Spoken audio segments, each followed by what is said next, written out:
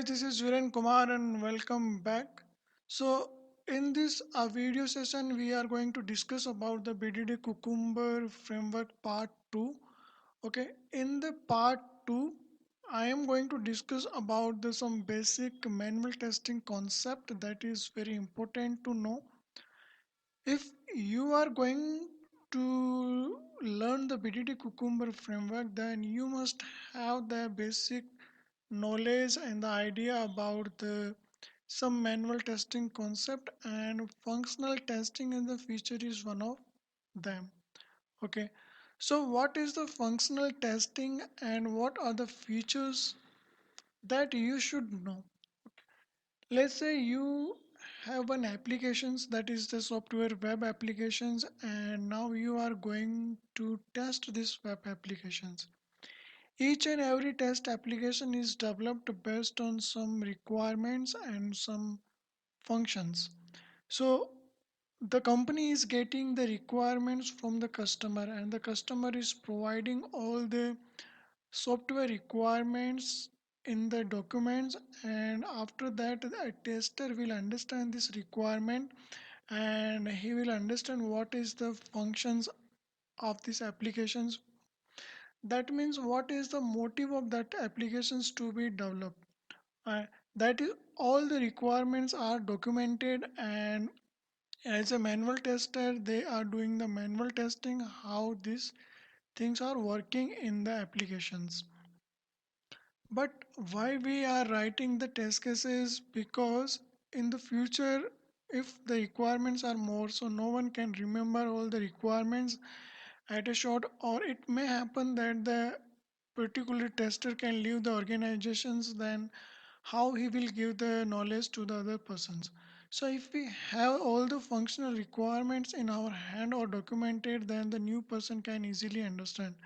So there are two ways. The first ways is that we can write these functional requirements in the documents as the step by step each and every requirements that this application is going to perform, and then we can automate these functional requirements that the system can understand, so that we no need to do the manual testing again and again of the applications. Okay, so the functional testing is a type of the software testing where the application is tested against the functional requirement of the specifications.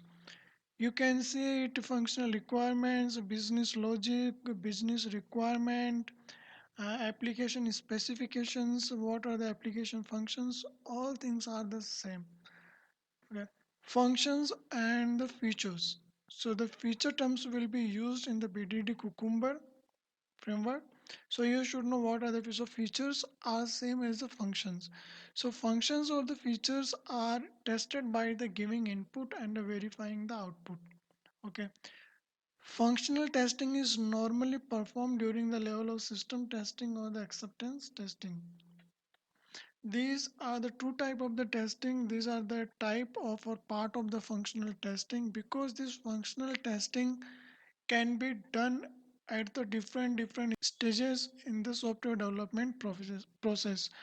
As soon as we are going to develop the software applications, we are performing the software testing in some stages, and if we are doing the functional testing, that I will discuss in the next uh, uh, slide.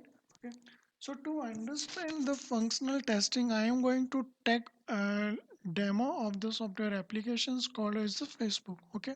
So now I'm going to switch the Facebook applications, and then where I will, this is the my Facebook applications. Let's say and suppose that you are working in an organization called the Facebook. Okay.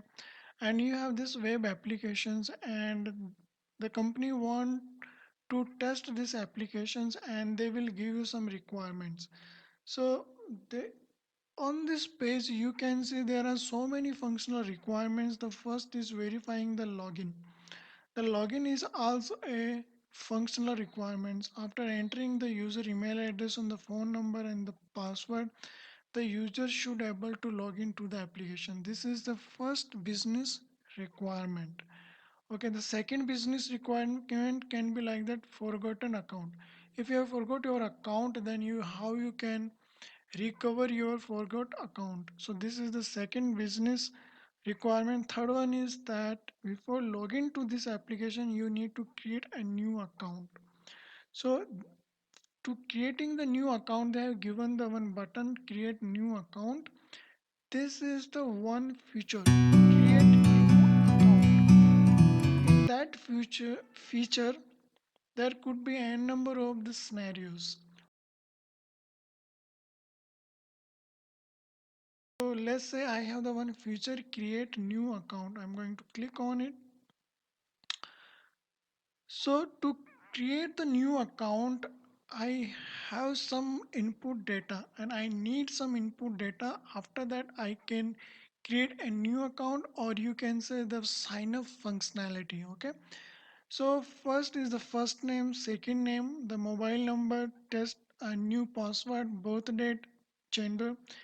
These all are the test data, or you can say these are the input data to create a Facebook account on this application. So this is also a feature.